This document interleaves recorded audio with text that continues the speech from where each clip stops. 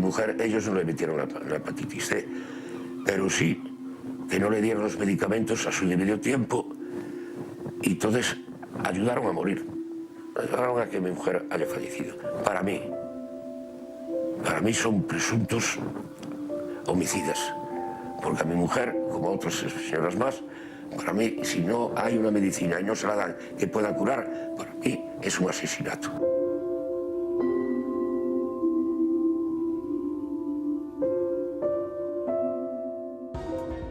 Bueno, é un dos asuntos da xornada, sen dúbida, falaremos deste tema de moitos outros con Pedro Pum. Moi boa noite. Hola, boa noite. Portavoz do Partido Popular no Parlamento de Galicia, decía que falaremos da hepatite C, pero falaremos tamén do momento político que estamos vivindo. Hai poucas datas, Feijóo por fin despexaba a incógnita, vai ser candidato nas próximas eleccións galegas. Era a única posibilidade que tiña o PP de seguir gobernando?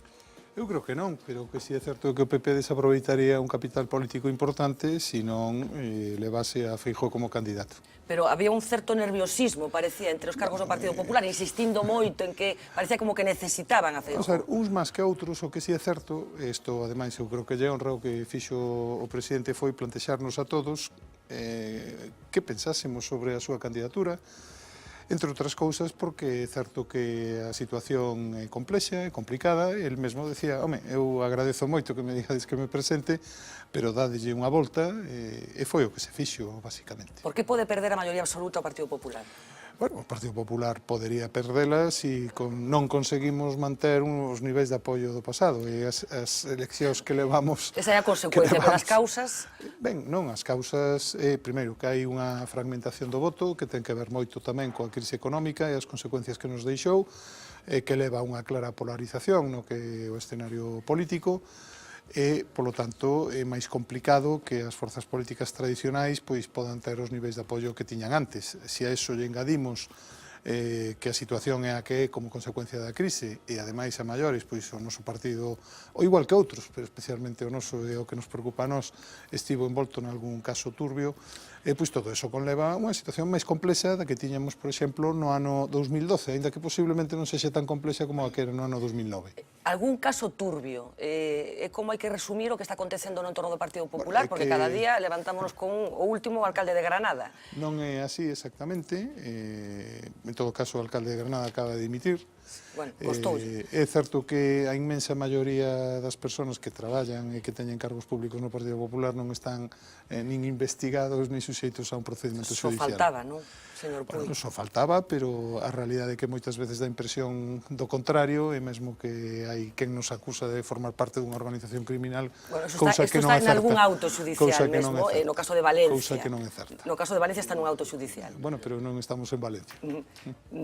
É moi diferente o PP de Galicia do PP de Valencia? Bueno, eu coñezo o PP de Galicia algo, non coñezo nada do PP de Valencia, o que si é certo é que polo que imos coñecendo no PP de Valencia se fixeron cousas que tamén polo que nos percibimos en Galicia non pasaron, nin no partido, nin no goberno, nin ninguna das administracións que en Galicia gobernou o Partido Popular, con algunha excepción tamén, en algún concello pequeno, pero desde logo a situación en Galicia no ámbito do que estamos a falar, que é o da corrupción, eu creo que non é comparable en absoluto coa Comunidade Valenciana, nin con Madrid. É máis asimilable ao resto das comunidades autónomas, onde o PP tivo responsables de goberno e non hai casos deste tipo. Pero hai varios PPs, entón? O que hai é responsables de distintas organizacións territoriais. Efectivamente, igual que parece que en Valencia, pois sabemos que houbo operacións que están por demostrar, pero que a Fiscalía e máis o xuiz entenden que foron de financiamento irregular. É evidente que en Galicia non estamos suxeitos a ese tipo de procesos. Pero vostede, un home de lei, por exemplo, cando leo que está acontecendo ca investigación do financiamento da sede judicial, da sede nacional do Partido Popular, da Rúa Génova, que lle parece? A min pareceme mal, porque eu son dos que pensa que efectivamente as leis están para ser cumpridas, non? Pero con que consecuencias? Parecelle mal, pero parece que ninguén... Non é certo. As persoas que levaron eso directamente, entre outras cousas, estiveron na cadea moito tempo, están pendentes de xuizo e van a pagar as consecuencias. O sea, por encima do tesoreiro non hai ninguén, non hai ninguna responsabilidade. Eu non a coñezo, e supoño que se alguén a ten, sairá a luz no propio procedimento judicial, dado que os fiscais, os xuíces, a policía, ten medios para determinar quen é o responsable de determinadas actuacións. E de momento, certamente, non hai ningunha acusación a quen estaba por riba no partido do señor Bárcenas, concretamente, que parece que era o que, de acordo que coñecemos, está tamén pendente de xuízo, era o que facía operacións de doble contabilidade, pagos en B, etcétera.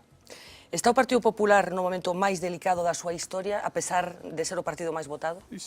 Home, eu non me atrevería a decir iso. Eu creo que o Partido Popular e os seus antecedentes atravesaron situacións moi complicadas, probablemente as peores foron no ano 79, e agora acabamos de ter unhas eleccións no peor contexto económico, nun contexto político moi complicado, e aínda así a maioría ou o grupo maioritario de españois que foron a votar deronlle un apoio importante ao Partido Popular. Por tanto, estamos nun momento moi complicado, pero eu non me atrevería a decir si é o peor. Decía porque isto é a expresión que saiu da boca de Esperanza Aguirre nos últimos días neste libro que está presentando polas televisións. televisións. Que está vendendo moi ben nas televisións. Sí, efectivamente. Bueno, eu non lín o libro, non teño nada que decir ao respecto. Posiblemente da súa vida política sexe un momento complicado para ela, pero eu non teño esa sensación, insisto, tendo en conta que o Partido Popular tivo uns comenzos moi difíciles, porque hai que recordar que o Partido Popular e a Alianza Popular foi un partido que se construiu basicamente desde a rúa, sin instrumentos de poder, nun momento na máis que na que o CD, por exemplo, en Galicia, era bastante o poder institucional que tiña, aquelo sí que foi difícil. Pero si teñen que recurrir, señor Puy, o orixen do Partido Popular para comparalo ca situación actual e que realmente está nun momento difícil. Estamos nun momento complicado, está nun momento moi difícil o Partido Socialista, porque a situación política é complicada, tamén están nun momento moi complicado as Mareas, por outros motivos, están nun momento moi complicado os de Ciudadanos, todo o mundo que se dedica a política nesta situación, pois non está no seu mellor momento, certamente. Dice Esperanza Aguirre tamén que o Partido Popular, a reacción do Partido Popular en relación cos casos de corrupción foi autocomplacente e que califica de lamentable e vacilante a resposta da dirección do partido no caso Bárcenas. Ben, a súa opinión, eu creo que en xeral, cando hai un indicio de mal comportamento, salvo que un teña evidencia de que se produxo ese comportamento, é conveniente ser prudente. En todo caso, a propia Esperanza Aguirre tivo a mala fortuna de contar entre os seus colaboradores personas pois que cesaron cando xa estaban prácticamente na cadea, non? Por lo tanto, eu o que creo que nestes temas hai que ser contundente nos actos e unha vez que tenga a certeza de que alguén cometeu unha acción irregular, pois evidentemente apartalo da política. Eu creo que esa forma de actuar e, evidentemente, eso non sempre satisfai algunhas arelas de quemar. E a vostede o satisfai, está satisfeito ca xestión que ten feito o Partido Popular nestes anos? O que non estou satisfeito con que xente do Partido Popular se aproveitara de estar no Partido Popular para facer o que fixo, non? Pero a partir de aí, unha vez que un ten as probas, é cando pode actuar. Se non as ten, é moi complicado. En que momento Rajoy ten que ser relevado? Sustituído por unha persona máis nova, por outra xeración? Formalmente, cando diga o correspondente Congreso, o Partido Popular, pero que é verdade que nestes momentos que todo apunta que vai haber unhas novas eleccións xerais e que el foi o candidato que obtivo o mellor resultado de todos os que se presentaron ás eleccións, parece que agora non é o momento. Cando sería o momento? O momento sería, na hipótese de que se perdesen as eleccións e houvese un goberno alternativo, nese momento eu supoño que o natural, como soe ocurrir, é que se producise a elección dun novo líder no Partido Popular. Digo porque Rajoy xa perdeu algunhas eleccións antes de ser presidente, a pesar do cal non foi sustituído. Sí, ben, as primeiras foron unhas circunstancias bastante excepcionais e na segunda estivo un resultado bastante bon, en aquel momento o Partido Popular Quero dicir que non sempre que se perden as eleccións se producen as quería sustitucións decir dos cando líderes, se perden desde o goberno, eso é o normal, cando se perden, cando as perdeu Adolfo Suárez, marchou da UCD un pouco antes, pero foi a raíz deso cando a UCD deixou o goberno, e o mesmo ocorreu con Felipe González, con Aznar non se presentaba, pero tamén con Zapatero. O normal é que cando un presidente perde as eleccións, o seu partido procede á sustitución. Este non é o caso do Partido Popular, que gañou as eleccións, e que mesmo ten opcións de formar goberno. Si vai haber uns novos comicios, o lóxico é que o Partido Popular manteña o seu candidato, porque ademais fixo unha labor nos últimos anos que eu creo que co tempo e con perspectiva pois será moito mellor valorada. Ten un problema de indefinición ideolóxica nestes momentos o PP? Pois eu creo que non. O Partido Popular é un partido de amplo espectro, pero que aglutina na súa militancia distintas sensibilidades que van desde uns puntos de vista máis liberais, algúns que se din liberais non son tan liberais como algún pode pensar tamén, pero bueno, hai persoas que teñen un talante máis liberal, outras que teñen un talante máis demócrata cristiá, outras que teñen un talante máis conservador, e como todos os partidos populares europeos, o que representa o Partido Popular é o centro-dereita, é dicir, un partido comprometido coa democracia, comprometido co Estado social, que é unha tradición moi forte no que é o pensamento conservador e demócrata cristián europeo, e tamén comprometido coas libertades das persoas, que é a parte herdada do que é a tradición liberal. Por tanto, é o gran partido liberal conservador do centro-dereita de España. É certo que nos momentos actuais ningún partido, salvo os moi minoritarios, teñen unha aposta ideolóxica moi clara e moi concreta, pero eu creo que todo o mundo sabe o que representa o Partido Popular, que non é o Partido Popular, non é un partido de extrema dereita, non é un partido que este en contra do sistema democrático. Pois eu non o creo que haxe xente de extrema dereita no Partido Popular, porque, como xa lle digo, nós que levamos... A xente de extrema dereita onde está? Pois, primeiro, afortunadamente, hai pouca en España, pero hai xente que milita en partidos de extrema dereita.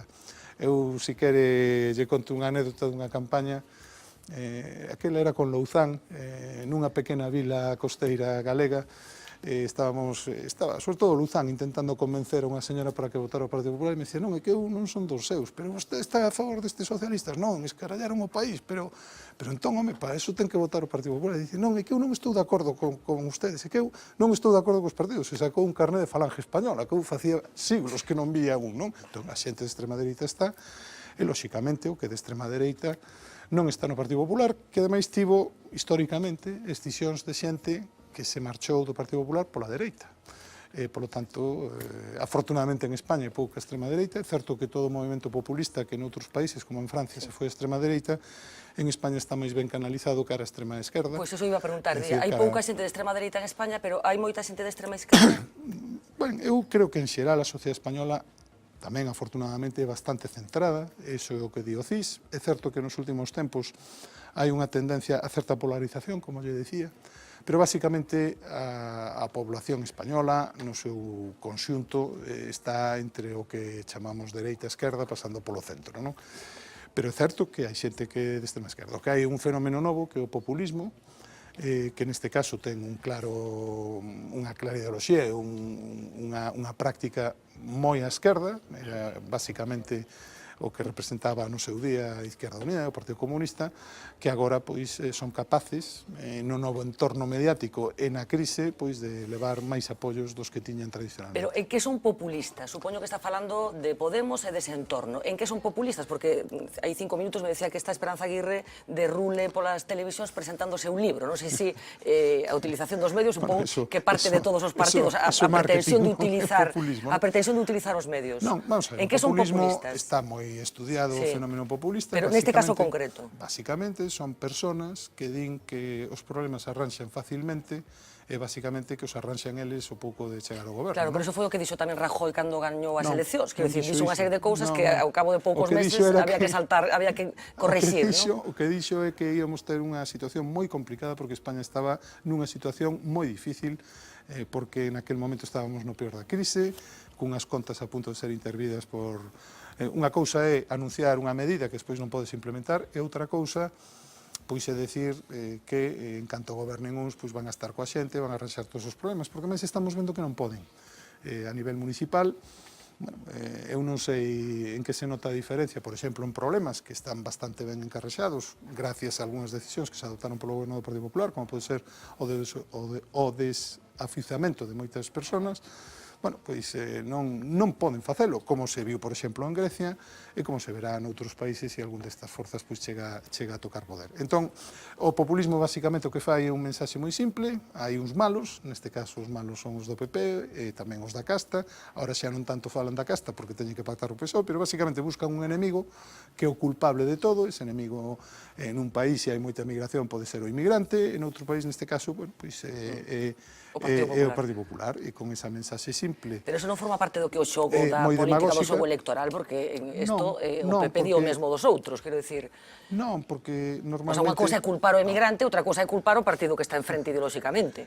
Non, pero eles culpan a unha casta e fan unha caracterización que non é, ademais, acorde coa realidade dos problemas e, polo tanto, fuxen do que un debate racional, hai unha apelación aos sentimentos por riba do que é a razón.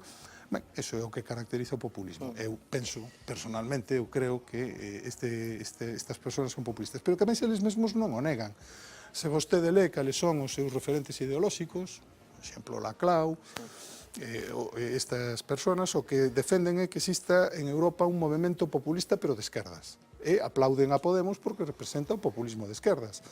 Eu creo que en xeral o populismo non é bon na política, que é mellor a razón, a palabra, o estudo, análise, o pacto, e non pois rachar a sociedade con mensaxes moi simples nun momento de crise que poden ser acollidos por moitas persoas, porque iso fractura a sociedade e ademais conduce a unha frustración, como por exemplo está a ocurrir en Grecia. Non había outra forma de facer as cousas, estou me referindo agora a España, poño dous exemplos concretos, dúas carteiras fundamentais para a vida da xente, sanidade e educación. Os dous ministros, inicialmente elexidos, xa non están no goberno por problemas diversos. Cometeronse erros fundamentais no Executivo en relación, insisto, con dous asuntos tan importantes como estes dous? Non había outra forma de facer as cousas? Ben, eu creo que non ten que ver o paso polo Ministerio das Persoas co feito de que agora non estén, polo menos no caso de Sanidade. Bueno, falta de xustiza tamén, falta de xustiza. A Sanidade é certo que é unha competencia que está transferida ás comunidades autónomas, e que, polo tanto, as comunidades autónomas teñen moito que decir, ou igual que en educación. O que estamos a falar son de marcos normativos amplos, as leis de bases, no caso da sanidade, houve algún incidente naquel momento, cando se falou da inclusión no sistema ou non das persoas. Foi un incidente porque xa está correxido. Claro, quero dicir, pero non había unha connotación ideolóxica neso. Pois non exactamente, o que había era unha preocupación porque a sanidade española é basicamente das mellores de Europa e o que fai é que veña moita xente aquí. E, polo tanto, se non hai un mecanismo que controle que os non residentes aproveiten da sanidade que pagamos os españois, se pode deteriorar a nosa sanidade. Pero ten a sensación de que o turismo sanitario non era precisamente polos subsaharianos. Non, pero é que ese era o problema de fondo, ese foi o problema que se solventou. E o problema dos que vostede fala, é dicir, de persoas que ni siquiera tiñan cobertura de outro país da Unión Europea, por exemplo, en Galicia, desde o primeiro día entraron na cobertura, non? Pero non houve unha modificación do sistema de saúde, non houve unha modificación básica do dereito fundamental e universal á saúde pública que temos todos. No caso da educación, o que houve foi unha reforma do sistema educativo que posiblemente aquí foi mal explicada. É a primeira vez que o Partido Popular reforma a Lei de Educación, mantivo moito do que se herdou das anteriores leis de educación, pero certamente introduxo algunhas cuestións que resultaron controvertidas, sobre todo polo sector, non? E aí, novamente, houve tamén moito discurso que tende a confusión e non a aclaración do que introduxo esa lei, non? Pero, bueno, dito isto, eu creo que, basicamente, o importante en educación e en sanidade é que, estando na peor crise que tivo España desde antes da Guerra Civil, é dicir, o retroceso da economía española nesta crise foi máis grande que o que tivo España na Guerra Civil, o cal se di pronto. Afortunadamente estamos noutra sociedade, noutro punto de partida. Bueno, afortunadamente mantemos o sistema público de educación, o sistema público sanitario, eso a mí me parece que é algo digno de salientar. Imagina unha Galicia presidida por Xosé Manuel Beiras? Non o imagino, non. Así? Non o imagino. Pero fago un pequeno exercicio. Se fixera un esforzo, pois podería imaginar moitas cousas, pero eu creo que o señor Beiras xa se presentou moitas veces ás eleccións, non tivo nunca ese resultado e creo que agora non vai a ser o seu mellor momento desde o punto de vista electoral como para chegar a presidir a Xunta, si é que el quere, porque esa é outra cuestión, non? El mesmo, nalgúnas das declaracións que fixo, pois deu a entender que el non está nestes momentos para empezar proxectos novos e longos no tempo. 7 anos fixo estes días Feijóo frente da Xunta de Galicia. Que tipo de político é Feijóo? Pois eu creo que é un político que ten moitas máis virtudes que defectos, e que, primeiro, non se esconde, toma as decisións e as leva adiante, as explica, e que, ademais, é un político responsable, porque toma decisións que saben que teñen custo electoral, pero que sabe que son o mellor para o país a longo prazo. Entón, eu teño un excelente concepto do Feijóo político, que moitas veces pasa por ser un xestor que non é tan bon político. Eu sempre recordaba que para ser mal político lle gañou as primarias do PP a Cuíña, que tiña fama de ser bon político, a López Veiga, que tampouco era mal político, e a Barreiro, que é o noso actual voceiro no Senado, non? Por tanto, eu creo que sí, que é un excelente político e que ademais está a facer unha excelente labor á presidencia da Xunta. Decía, máis virtudes que defectos. Dígame unha virtude e dígame un defecto. Non hai ninguén perfecto. E creo que iso depende xa un pouco de cada quen, Pero non? vostede que o coñece ben. Pois precisamente por eso non debo de decilo. Nin a virtude tampouco. Non, a virtude xa he falado suficientemente ben del, porque máis o creo, e xa con eso creo que tampouco Pero é unha vamos cuestión de educación ou que ten medo de que se poda entender mal, que diga algunha cousa que podería mellorar? Non, me digo que ten defectos porque certamente sería absurdo que eu dixera que é perfecto, non? Pero eu agora mesmo pois, non sei decirlle un defecto así exactamente, igual que as virtudes, eu creo que me estou centrando nas súas virtudes como dirixente político, e creo que efectivamente os resultados que está a ofrecer a sociedade galega na xestión da peor crise non só admiten comparación con calquera outra comunidade autónoma, sino que a comparación é claramente favorable a Galicia. Bueno, acompáñanos nesta mesa tamén Francisco Espiñeira, moi boa noite, Miguel Anxo Bastos, moi boa noite, Ernesto Sánchez Pombo, boa noite, Domingo San Pedro, boa noite. Empezo por ti, Domingos. Boa noite, señor Puy Fraga, que os apelidos das nais tamén son importantes, neste caso e sempre. Non sei como firme Domingo San Pedro, non sei o da súa nai. Orellán. Bueno, eu vostede sempre os coitei facer unha aposta porque as eleccións xerais estaban case condenadas a repetirse, a volver a celebrarse. Non sei se sigue pensando eso, e en caso de que así sexa, que preferiría? Que as eleccións galegas confluíran tamén nesa mesma data, digamos, por ese escenario de aforrar campañas, aforrarlle tempo aos cidadáns, aforrar costes, ou porque Galicia mantivera o seu espacio diferenciado, o seu propio espacio político, non? Nunha campaña máis ou mellor no espacio ese do outono, que está presenalizado. Sí, bueno, eu efectivamente desde o primeiro momento, máis exactamente desde o momento en que o Partido Socialista dixo que pechaba calquera porta a intentar formar un goberno co Partido Popular ou algunha fórmula de goberno na que participasen o Partido Socialista e o Partido Popular, eu creo que desde ese momento quedou claro que ia haber eleccións, pero non por cuestións personais, sino certamente porque eu creo que os programas electorais, o que defende cada un, o resultado que ten ser coherente co que un propón e despois fai desde o goberno, levaba a que fose imposible un goberno alternativo, non? A situación política española está caracterizada porque hai un grupo nacionalista que antes participaba na gobernabilidade de España e que agora está pola ruptura con España, polo tanto non conta, pero ten un número importante de diputados, e fai moito máis difícil buscar unha maioría estable, tanto de centro-esquerda como de centro-dereita, non? Unha vez que se rompe a idea de que pode haber un goberno, aínda que non fose un goberno de toda a legislatura, pois para continuar tomando decisións para afianzar a recuperación económica, pois eu, desde o primeiro momento, dixen que era imposible que un votante e un dirixente de Ciudadanos pois pudese estar de acordo cun goberno de Podemos e viceversa. Isto, ao final, parece que é o que vai a pasar. Bueno, quedan uns días e vamos a esperar, non?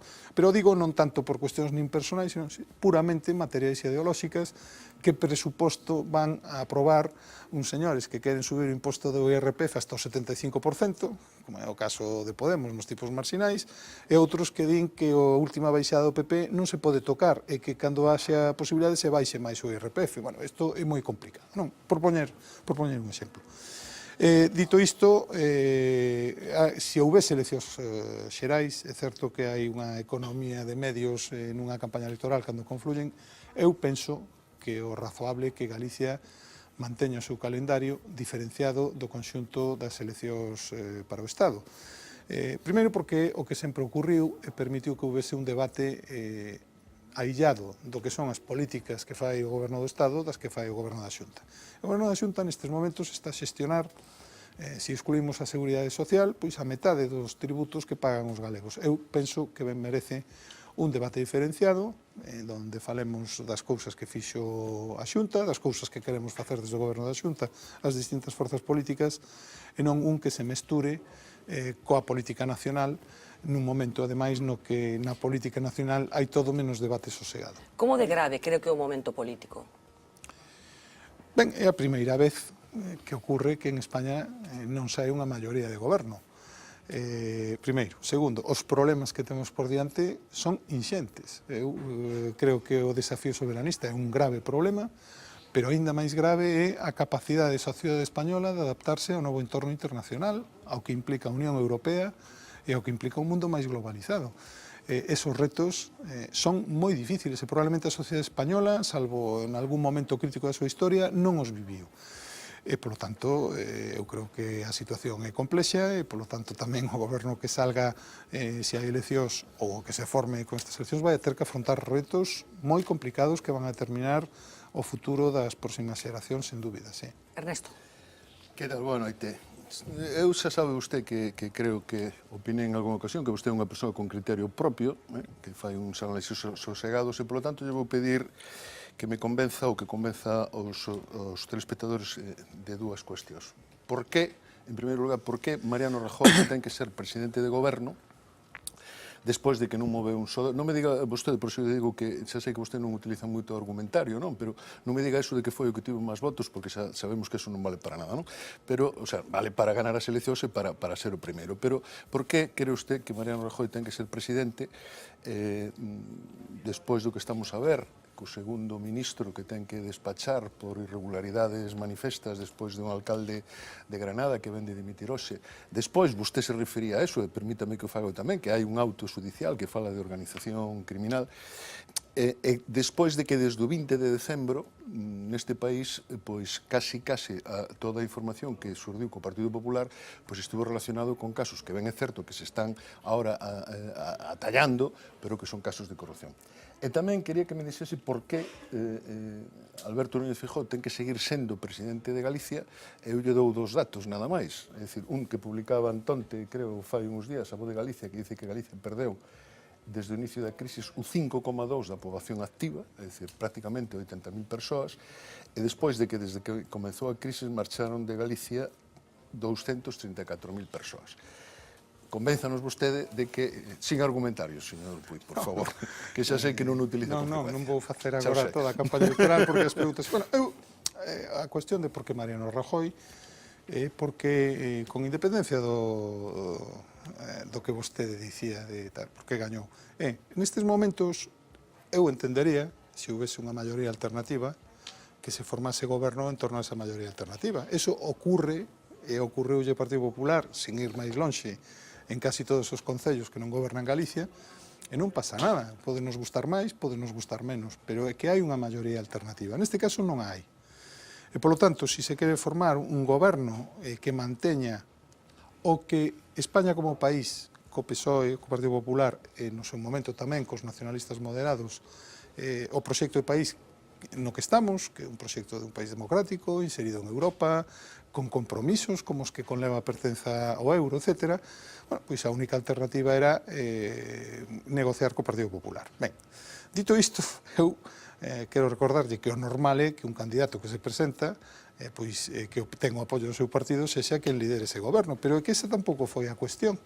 É que o problema é que o señor Rajoy non foi cuestionado polo Partido Socialista, que dixo que daba igual que fose Rajoy o presidente dese goberno calquera outra persona. Negouse a falar desta posibilidade. Eu podo entender por que o fixeron, porque eu comprendo que en Grecia hai un experimento malo nesa liña, pero o que non acabo de comprender é que sin ter unha maioría alternativa, bueno, pois marearan a perdiz todo este tempo, non? Ben, di vostede algúns datos sobre a economía galega. Eu non sei se poñer un exemplo que se entenda. Estes datos o que me fan é comparar a Galicia de hoxe coa Galicia de 2009, como se polo medio non houvese pasado nada. A oposición utiliza moito iso, non? Volvamos ao gasto do 2009, volvamos ás cifras do 2009, Parece que esquecimos todo o que pasamos desde o 2009. Polo medio, houve unha grande crise. Insisto, a peor crise que tivo España no século que acaba de pasar, nos últimos 100 anos, non? E ten deixado consecuencias entre nós, non? Entón, en estes momentos, Galicia necesita un proxecto que resolva problemas que xa tiña, por exemplo, demográfico, pero tamén os novos problemas. Hai problemas de igualdade, hai problemas de que efectivamente hai talento que se nos vai, pero temos que preguntarnos por que temos talento que se nos vai, porque o mellor é que estamos producindo un talento que non pode traballar en Galicia. Eu poño exemplo, se me permite, Fernanda, ti, que tamén o eres. Bueno, estou aquí deste lado, menos o profesor Bastos, ou destes xornalistas, non? Pero é posible que se temos unha facultade de xornalismo que todos os anos licencia 200 ou 300 xornalistas, é posible pensar que o noso sistema educativo está producindo unha serie de magníficos profesionais que non van a poder traballar todos, dada que é a estructura dos medios de comunicación de Galicia. Por tanto, son problemas moi complexos, que xa tiñamos máis os novos da crise. Ben, atravesamos a crise, estamos peor que no 2009, eu eso estou de acordo, a renda das persoas, que é o indicador fundamental, aínda non recuperou os niveis previos á crise, pero o que sí é certo é que se nos comparamos con todos os que atravesamos a mesma crise, Galicia está significativamente mellor. Eu creo que estamos tendo unhas tasas de crecemento que no último dato son semellantes á da media española, pese a que se decía que a maior cumprimento do déficit íbamos a crecer menos. Non é certo. Estamos a ver como ese cumprimento do déficit está a xenerar unha marxe de gasto moito maior que a que teñen as demais comunidades autónomas que non van a poder crecer e nós temos un 0,5 do PIB, o di a IREF, non o di o Goberno da Xunta, en gasto en educación, en sanidade, etc. Por tanto, eu creo que si collemos eso desde esa perspectiva, eu creo que Feijóo ten demostrado que no peor da crise soubo capeala e superala moito mellor que calquera outro dirixente autonómico. Vostede sonríe, eu lle digo que collamos dato por dato, e sendo a situación que é en España moito peor da que era como consecuencia desta crise, xa verá como en Galicia hasta a igualdade, que é certo que se ten deteriorado, sin embargo, en Galicia non é que estemos cerca da media española, que estamos en índices de igualdade oficiais, estamos mellor que a media europea. España está moi por riba en desigualdade que a media europea. Por lo tanto, eu creo que hai un balance que é difícil de explicar, porque é certo que a crise deixou as cousas peor do que estaban antes de que viñera, pero que é certo que nos estamos levando as cousas moito mellor que o conxunto das comunidades autónomas. Profesor Bastos. A ver, eu quero facerlle unha crítica ao profesor Puy, e por un motivo, porque ele non pode alegar desconocimento. Era unha persona extraordinariamente preparada, quer dizer, que sabe perfectamente do que está falando, pode facer unha crítica de encorte ideolóxico. E non só el, porque ele sabe do que está falando, que o veña un sector típico e tal, pero ele non, o profesor Puy sabe do que está falando, cando dice que non hai disputas ideolóxicas ou cando falamos deste tipo de cosas. E non só por ele, pola familia dele. Estou pensando en seu pai, que é un home que admiro moito, e cuanto máis o estudio, máis o admiro. É unha persona, un dos grandes coñecidos deste país. Cuanto máis o leo, máis o admiro. Pois digo que non cabe aquí alegar descoñecemento. É dicir, non, por moitas cousas. Entón digo, en que sentido o PP renunciou a dar, non me pido que dé unha batalla ideolóxica a gran nivel, pero en que medida renunciou a explicar o que fai? Quero dicir, acaba de falar agora, por exemplo, de igualdade. Non, e vendo como un valor que ten máis igualdade. Estamos asumindo, falo por min, a xente de dereita, todos os valores das esquerdas, e que entramos na dinámica deles. Non sei se me explico. Que si máis igual, non. Unha persona conservadora, unha persona liberal, diría, non, a mí non me importa a igualdade, me importa como está o máis pobre, diría así. E o máis pobre galego está así, mellorou. Non está máis igual. Igual estaban a mellor en Corea, ou un tipo de sitios. Pero digo, cando veo o presidente da Xunta dicindo que cumpliu o 90% do programa social de Podemos, entón, qual é o problema que veña Podemos? E dai veñen os problemas despois. Entendo, na miña opinión, que despois fai recortes, que pouquiños, por certo, pouquiños. Seremos que xa podía facer. E non sabe explicalos, os fai de mala gana, dicir, mire, señores, non hai que recortar. Quer dicir, non hai, e non evoca ya tanto, etc. Pero, O sea, ti pensas que hai un certo complexo ideolóxico nestes momentos por parte do Partido Popular? Non é un complexo, é que se nega, e esta crítica, e non sei se opina o profesor Puy como a mí, se nega a batalla das ideas. Quer dicir, que non decir, non, mira, nós non somos desto. Eu discrepo de algúns dos conceptos da ideoloxía que ti estás a dicir, non? É certo que o mundo ideolóxico é moi variado, É certo que ti podes estar no Partido Popular, porque representa algo máis próximo ao que ti pensas, sin ser ao 100% o que pensas, pero o que non é verdade é que o valor de igualdade non sexa un valor asumido por os partidos populares e de centro-dereita europeo, nin siquiera polos liberais. Eu poño sempre un exemplo, isto daría para un seminario co profesor Bastos ben longo, non? Pero eu poño un exemplo, porque é unha cousa que a moita xente lle sorprende, non? Esperanza Aguirre liquida o imposto de sucesións en Madrid. Bueno, o imposto de sucesións, quen o defende dentro das escolas de pensamento económico, son os liberais de Chicago, e sempre o defenderon. Por qué? Porque os liberais entenden a igualdade como igualdade de partida. Por tanto, se un nace nunha familia rica e herda pois unha fortuna, non ten que dar pao a auga en todo o día para vivir estupendamente, eso os liberais o criticaron sempre. As doctrinas máis liberais... Claro, os liberais de esquerda. Non, Chicago... Eu non sou Chicago, para Chicago son socialistas. Pero bueno, o que me vas a decir non é que Chicago non é liberal. Por lo tanto, o imposto de sucesións foi sempre defendido polo liberalismo clásico... Que Bastos é paleoliberal. Non. El é outra cousa, que eu sei o que é, porque eu coñezo a escola austríaca, en fin, é unha escola liberal minoritaria, pero iso non quere decir que sexa todo o que di o liberalismo, non? Bueno, pero hai unha parte que plantexa Bastos. Hai un certo complexo nestes momentos por parte da dereita española de recoñecerse en determinado sitio. Eu o que creo, en eso coincido con él, eso é algo no que estou de acordo, é que eu non teño ningún complexo en defender valores como de igualdade. Non teño ningún problema en defender que en moitos aspectos da vida ten que funcionar o público e non o privado. Eu non teño ningún complexo diso. E entendo que son unha persona do mundo liberal conservador. E, ademais, iso é o que vexo que todo o entorno no que me movo, no Partido Popular... Claro, pero a parte progre do seu pensamento, digamos, a parte conservadora cal sería? Pero é que, precisamente, que estamos moi equivocados co que é o pensamento conservador. O pensamento conservador é moito máis intervencionista, desde logo, está ao nivel clásico dos partidos socialistas. Quen construíu o Estado de Benestar? Un colle as cifras, por exemplo, de crecemento do Estado en Inglaterra cando gobernaban os conservadores, e, polo tanto, non, o pensamento conservador, Bismarck foi o primeiro que creou a Seguridade Social, e non era un revolucionario socialista, non? E así sucesivamente. O que pasa é que moitas veces é certo que hai unha certa mistura ou confusión. Eu non teño ningún problema en debatir no ámbito ideolóxico. E sí creo que o Partido Popular, que representa dentro deste espectro ideolóxico, que é moi plural, quizás incluso poda chegar a comprender o pensamento tan liberal austríaco do profesor Bastos.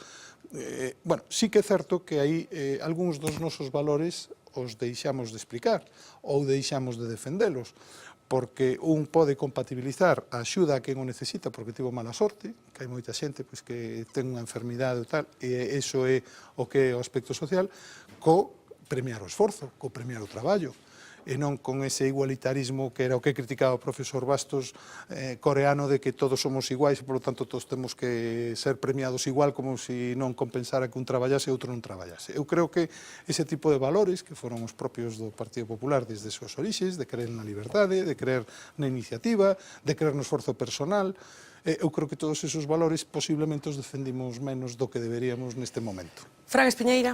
Bueno, yo... Después de esta clase de economía y de pensamiento liberal, yo tengo que bajar un poco otra vez a la tierra, un poco volver a los asuntos más mundanos, ¿no? Yo, me alegra ver un poco cómo el Partido Popular de Galicia ha empezado a conceder cierto espacio a las críticas a los temas de corrupción, ¿no? Que durante mucho tiempo hemos visto en esta mesa, pero muchos otros foros donde se defendía sistemáticamente actuaciones de Bárcenas y de muchos otros que le han hecho muchísimo daño al Partido Popular, en palabras de Mariano Rajoy y de Alberto Núñez Feijóo, entre otros muchos. Ernesto Sánchez Pombo y yo somos testigos de acalorados debates en esta mesa, y me gustaría saber hasta qué punto el PP de Galicia cree que también ha sido demasiado condescendiente con la corrupción en Galicia. Primera pregunta. Segunda pregunta. ¿Cuántas veces se ha arrepentido el Partido Popular de no haber reformado la ley electoral como proponían hace un año más o menos por estas fechas prácticamente todos los varones territoriales del PP, que se llevó por delante las elecciones municipales? Tercera pregunta, que va enganchada con esta. hablaba de un espacio propio de la ley de las elecciones gallegas. Sería discutir a rebufo de lo que ocurre en las elecciones estatales, porque estamos hablando del 26 de junio, julio y agosto son meses que todo el mundo sabe son de profunda actividad parlamentaria allí en Madrid y bueno, en cualquier otro parlamento, y si no sería meter esas negociaciones otra vez también en la campaña de las elecciones gallegas. Y la última de todas, también relacionada con las elecciones, ¿cuántas veces se ha arrepentido de que le pongan de Delfín de Alberto Núñez Feijóo? Facilitas todas. No, vamos a arrepentirme de que me poñan de Delfín, non me podo arrepentir porque eu nunca me puxen de Delfín, por lo tanto, de eso non me podo arrepentir. Se acaso se pode arrepentir que me meteu a min de Delfín. Pero se ve. Vamos a ver, non. Ademais, sempre o dixen. Mire, vamos a ver, corrupción en Galicia, eu claro, pediría un pouco de precisión, porque que eu saiba, en Galicia, o Partido Popular non tivo que afrontar un caso de corrupción nin de cerca da magnitude dos que estamos a coñecer en Andalucía, en Valencia ou en Madrid. Pero a corrupción tiene magnitud, eso es corrupción. Vamos a ver, outro día escoitaba unha información que decía que o problema que ten Dilma Rousseff é de 2.000 millóns de dólares e só os seres e os cursos de formación en Andalucía son de 4.000. Claro que ten unha dimensión. Aínda que todo o mundo ten que ser honrado, non é o mesmo un erro administrativo na tramitación dun expediente que levarse 20 e tantos millóns de euros a Suiza. Evidentemente non é o mesmo. Ben, dito isto, en Galicia eu descoñezo se vostede se refire a un caso, agradece yo que me o diga. No, ha habido un montón de alcaldes e concejales que han estado salpicados por investigaciones. O que lle podo responder polo grupo parlamentario, e ademais o digo con satisfacción, que non só é o meu grupo, sino que todos os grupos parlamentarios, desde que se levantaron as últimas imputacións que había, ou investigacións que había pendentes, no meu parlamento, no meu grupo, ninguén está suxeito a unha cuestión destas, non? E cando houve algún diputado que estivo investigado, que o Tribunal Superior de Xusticia anunciou que iba a abrir xuízo oral, inmediatamente foi apartado, cousa que non é fácil, porque un diputado, como sabe, só marcha si o decide el, non? Portanto, eu creo que nese sentido, lembre vostede que xa no ano 2009 houve un candidato que foi apartado das listas precisamente porque se soupo que tiña unha conta, un pago desde un paraíso fiscal. Eu creo que neste tema pois temos sido bastante exemplares en Galicia, tendo en conta que os casos que coñecemos de Galicia son casos relativamente menores, polo menos os que afectan ao Partido Popular. Decías algo das Sí, eleccións? decía algo máis. Sí. Da electoral eu creo que sí que hai moita xente que se ten arrepentido no Partido Popular de non ter reformado a lei. Vostede non era moi partidario de facelo, non? É que eu creo que están equivocados, porque, vamos a ver, hai un principio que é elemental, que a xente vota en función da traducción do seu voto en resultados. Se ti cambias a lei electoral, a xente non vota igual. Por tanto, creer que cos resultados que tes hoxe vas a ter un resultado distinto porque mudas como se reparten os escanos é non entender que a xente, en función do tipo de norma electoral que hai, vota unha cousa ou outra. Pero unha segunda volta non simplificaría el problema, por exemplo, de esta inacción que va para 5 meses en... A segunda volta que é propio dos sistemas presidencialistas, porque para elixir a un presidente... eu creo que non é propio dos sistemas parlamentarios, sería unha mutación constitucionalmente e tería únicamente cabida a nivel local, porque efectivamente a nivel local o alcalde que preside, digamos, a asamblea local, o concello, tamén é o presidente da corporación, non? Eu creo que as galegas efectivamente deben de ter un espacio propio de debate nos medios e na vida política galega, pero, bueno, efectivamente, tamén ten as súas vantaxes poder facer dous procesos electorais conxuntos, entre outros o aforro, que non é un O aforro argumento económico. Bueno, decía que hai un asunto que ten que ver ca actualidade, que ten que ver con dous altos cargos da Consellería de Sanidade que o próximo día 28 terán que declarar ante o xuiz en calidade de investigados, antiguamente imputados, polas mortes de 6 persoas enfermas de hepatite C, as que non chegou o tempo o tratamento que xa se estaba aplicando o resto dos enfermos. Imos saber un pouco que aconteceu hoxe no transcurso da xornada, imos preguntarlle, por suposto, a Pedro Puy, escoitaremos tamén a Félix Rubial, que é unha das persoas que está sendo investigada.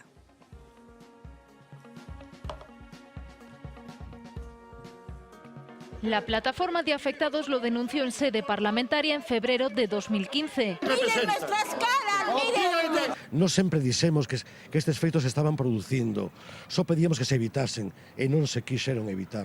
En marzo de 2015 fue el colectivo Batas Blancas el que llevó el caso ante la justicia. Yo llevo más de 30 años de médico y jamás viví una situación como esta, pero es que jamás ni en mis peores sueños pensé en que podía haber una situación como esta. Ahora es la justicia quien toma el relevo y abre la primera causa penal por dilaciones en la prescripción de fármacos contra la hepatitis C.